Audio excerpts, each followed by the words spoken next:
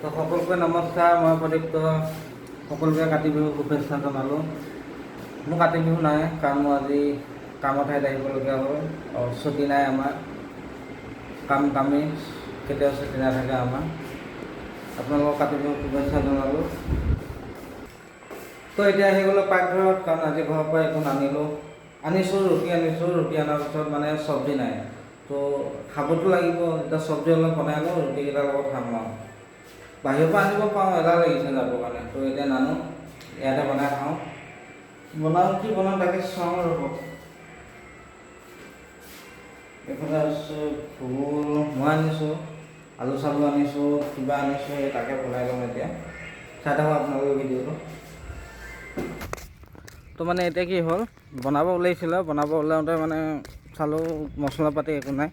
তাকে দোকানত গৈ আছোঁ, এতিয়া মছলা অলপ লৈ আহোঁগৈ আৰু কিবা ঠাণ্ডা এটাও লৈ আহিম। বনাই হোৱাৰ লগতে বনাই খাই থাকিব পাৰিম মানে। তাকে এই দোকানখনলৈ গৈ আছোঁ। মছলা অলপ লৈ আহোঁ, আহি কৰি বনাম আৰু। ৰুটিকেইটা দিলে, কিন্তু চব্জি একো বনাই নিদিলে। তো এতিয়া বনাই ল'ম চব্জি অলপ। মানে এই দোকানখনত আহিছিলোঁ, চালোঁ মছলা নাই এই দোকানখনত। এতিয়া ইয়ালৈ খোজকাঢ়ি যাম এতিয়া। এই ৰ'দত কি ক'ব, খোজকাঢ়ি মৰি যোৱাৰ নিচিনা ফিল আহে। এইখন দোকানত পাম বুলি মই গাড়ীখন আনিলোঁ, এইখন দোকানত এতিয়া নাই। ফাইনেলি 3খনমান দোকান ঘূৰাৰ পিছত বস্তুকেইটা পালোঁ।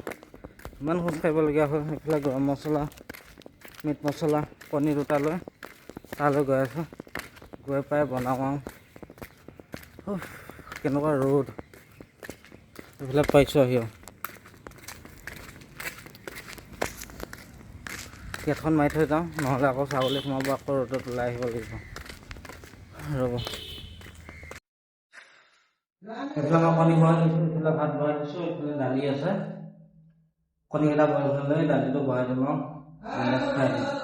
ভোক লাগিছে, ৰাতিপুৱা খাই দিওঁ। গাইছ, মোৰ বনোৱা হৈ গ'ল। মোৰ লাগিছে তামাম ভোক। মই এতিয়া খাওঁ আৰু দিয়ক। আপোনালোকে খালেনে? নাই যদি খাই লওক, তেতিয়াহ'লে ময়ো খাই লওঁ। এই ঘৰৰ পৰা যে ৰুটি দিয়া বুলি কৈছিলোঁ, এয়া ৰুটি দি পঠাইছিলোঁ ঘৰৰ পৰা। কেইটা?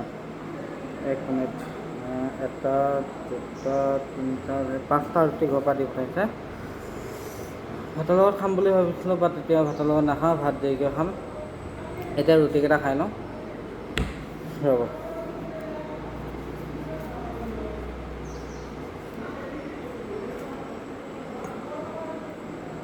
কেনেকুৱা লাগিছে খাই চাওঁ।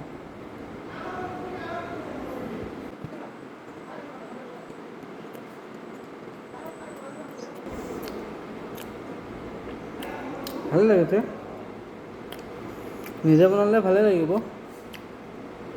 ঘৰত বনাই দিলেহে নিমখ হোৱা নাই, কিবা হোৱা নাই কৈ থাকোঁ। ইয়াত নিমখ নহ'লেও খাব লাগিব।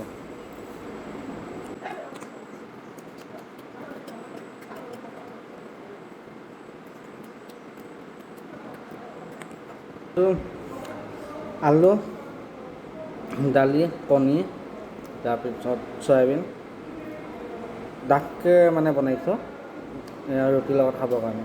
ভাতৰ লগত খোৱা হয় অলপ মানে পানী বেছিকৈ দিলোঁ হয়, ৰুটিৰ লগত খাম যে, তো অলপ ডাঠকৈ বনাইছোঁ।